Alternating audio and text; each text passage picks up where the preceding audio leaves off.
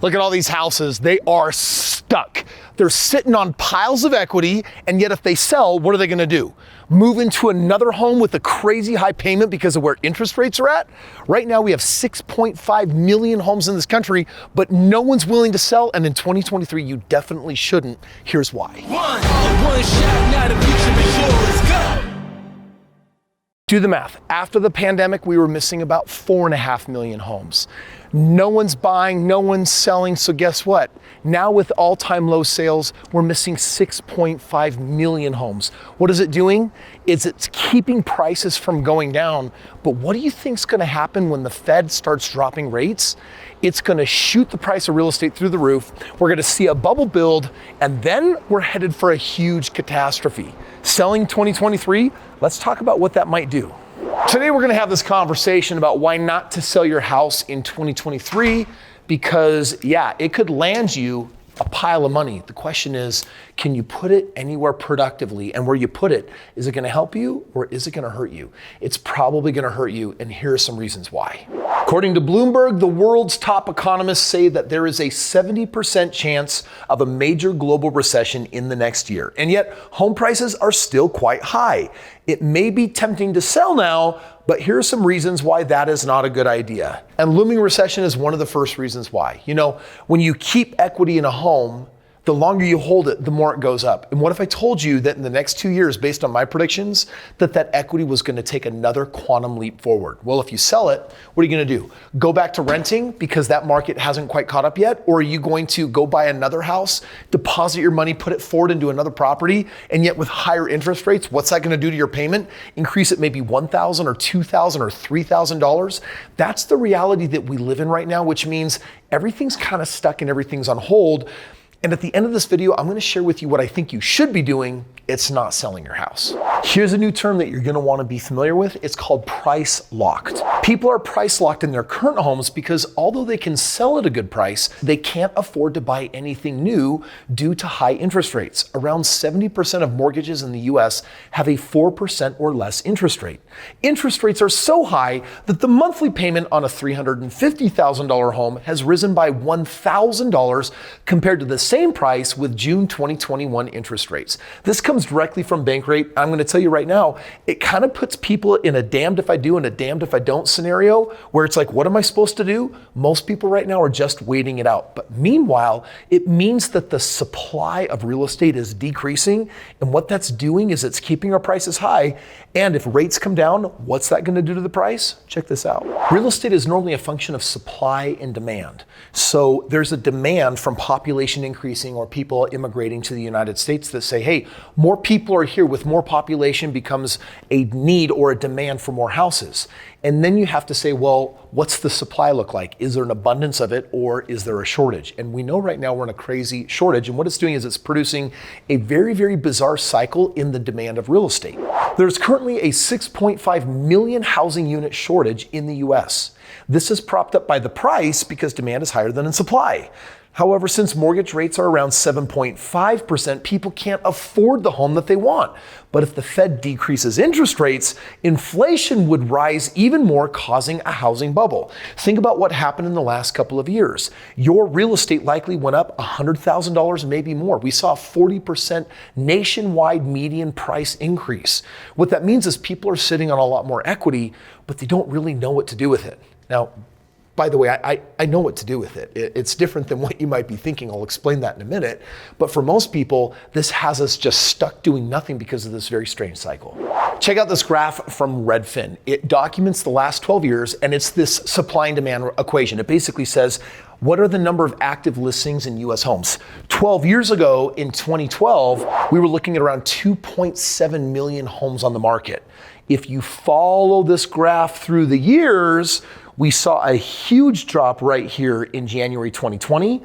And if you look at it today, we just hit our lowest. We only have in all of America 1.3 million homes for sale. That is half of what we saw in 2012. So what this means right now is when this number drops this low, this is what is propping our prices to be really high. All the Fed needs to do is drop rates and it's going to shoot the number through the roof. So by the way, anyone that owns a house is going to reap a lot more equity. And remember, that's a part of your net net worth. If your house is worth $400,000 today and the Fed dropped rates and all of a sudden it was worth $500,000, it just went up another $100,000.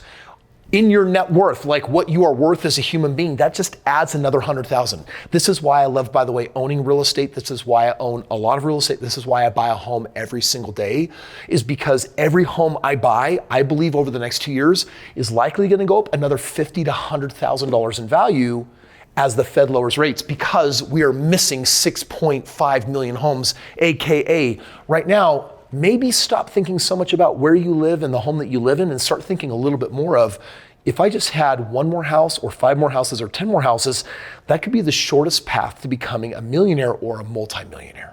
So what this is producing is a really massive hidden opportunity. 91.8% of US homeowners have an interest rate below 6%. And remember, nationwide, it's currently sitting at 7.5%. So the majority, 92% of all homes are significantly lower than that current rate. If that's you, instead of selling your home, capitalize on your boost in equity with a HELOC, a home equity line of credit. That way you can utilize the time value of money and invest in something today that will outpace inflation without being stuck renting until interest rates go back down. Your house has already gone up in value. A home equity line of credit is a free loan that you can set up with a credit union, with the bank, and they'll basically say, here's a credit card tied to a bunch of the equity in your home. You can do with it whatever you want. What are your options? Well, I'm suggesting in 2023 that this is not the year to sell your house, but it is the year to acquire more houses, even if it's just 1 more. And I'll show you some of the math on this. For a HELOC to be worth it, the investment needs to outpace the interest rates. Many people use HELOC for home renovations, but a smarter place to put your money is as a down payment for an investment property. If you knew with a pretty high level of certainty that real estate was going to jump up again in value and price, wouldn't you want to own more of it? There's a really good chance that in the next couple of years, you can make more money in real estate on a single home purchase than you can with an entire year or 2 at your salary.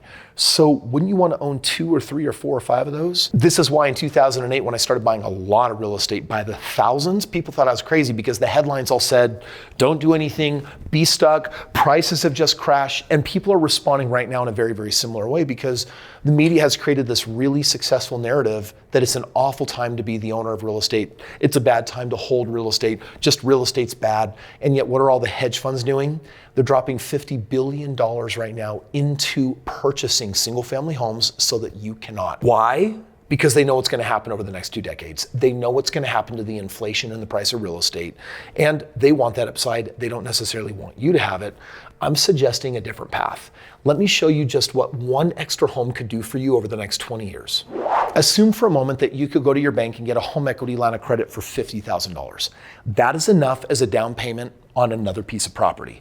And if that property produces at least 25% a year, and just go with me for a moment and assume that it does, because I've written books on this and I've done thousands of deals that prove that, $50,000 at 25% over 20 years grows to $4.3 million. If you were to compare that to a 401k or IRA, it's 27 times more money. This is why 90% of all millionaires made it in real estate. This is why I chose real estate as my path when I was a young man in my early 20s. It's why I was retired by the age of 26. And I believe in the next 5 years, you could build crazy fortunes in the game of real estate if you know what you're doing or if you're partnered with the right person. Now, there is a link below where you can learn about partnering with me. I got a team of 200 experts. We do everything. We find the very best deals in the very best markets. We do all the heavy lifting. We do all of the work, and we split the profits. If you're interested in using some of your home equity, a 401k, an IRA, or something that you can get in the game of real estate, definitely click the link below. Have a conversation with a member of my team, because if we partner up, I'm going to be giving you my cell phone where we get to connect, where we get to go and buy real estate, and we get to take advantage of what most people are calling an awful economy. This is one of the best gifts and financial opportunities of your life. In this video, I talked a lot about a HELOC, a home equity line of credit, which is connected to the equity in your home.